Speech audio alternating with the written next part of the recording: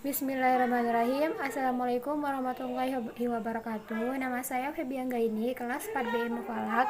Di sini saya akan menjelaskan atau mempresentasikan makalah saya yang berjudul Kontroversi Hukum Aborsi dalam FIQ. Pertama-tama saya akan menjelaskan pengertian aborsi itu sendiri. Apa itu aborsi?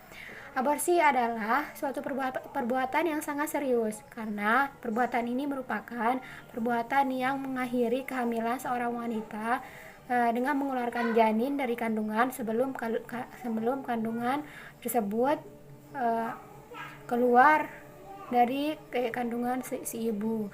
Nah, selanjutnya itu aborsi itu ada dua macam. Pertama itu aborsi spontan, yaitu aborsi yang dilakukan dengan tidak sengaja karena ada suatu hal penyakit atau hal lain. Yang kedua itu aborsi yang disengaja, yaitu seseorang perempuan sengaja mengaborsi atau mengakhiri kehamilannya itu sendiri karena hal pribadi. Nah, terus selanjutnya aborsi ini sangat bertentangan dengan moral dan agama hingga sampai saat ini masih banyak pertentangan atau yang mempersulit kesepakatan antara fatwa para ulama yang menyebabkan aborsi ini masih terjadi hingga sekarang. Itu pun aborsi ilegal dan masih saja terjadi hingga saat ini. Dan karena pertentangan antara moral, agama, dan hukum, dan itu menjadi suatu kontroversi bagi aborsi itu sendiri di kalangan para ulama. Selanjutnya itu hukum aborsi. Nah, para ulama mazhab berpendapat bahwa menggugurkan kandungan sebelum terjadinya peniupan ruh itu hukumnya mubah jika ada alasan medis, dan jika tidak ada alasan medis maka itu akan menjadi makruh karena para ulama sepakat bahwa nidasi ini adalah menjadi awal kehidupan seorang manusia di dalam kandungan.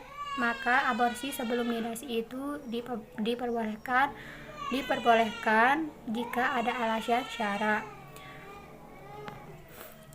Selanjutnya menurut mazhab fikih mazhab Hambal, yaitu beliau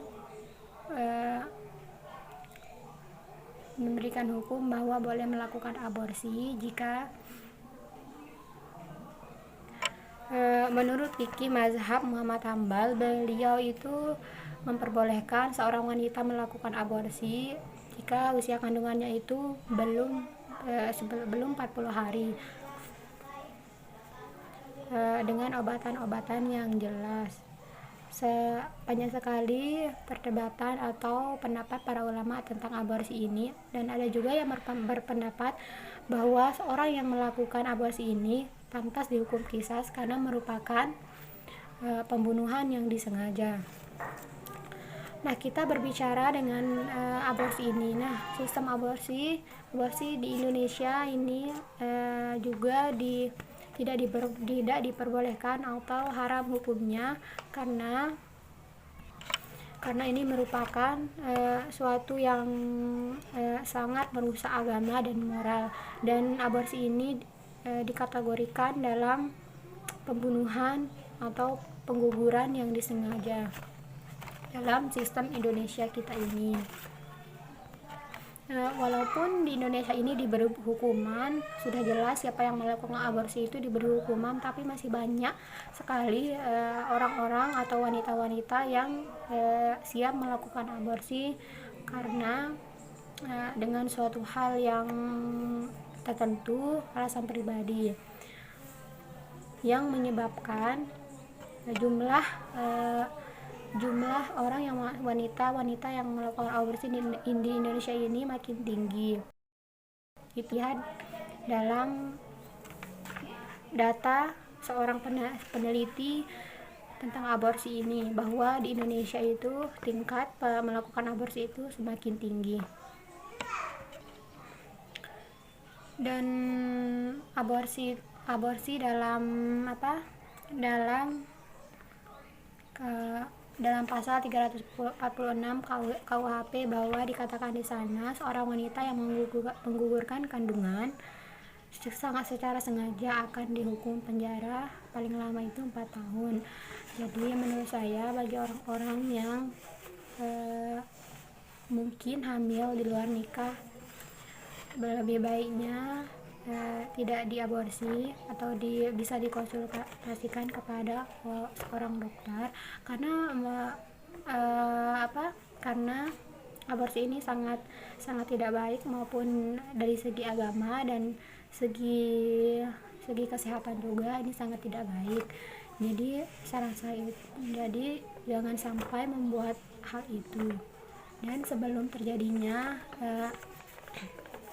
hal yang tidak yang terakhir, saya lupa tadi, yaitu ayat tentang diharamkannya perlakuan aborsi ini dalam firman Allah, yaitu surah Al-Isra ayat 33 yang berbunyi, wala taqtulun nafsallati haramallahu illa bilhaq wa man qutila makluma faqad ja'alna liwali sultanan fala yusrifu fil qatli innahu kana mansura.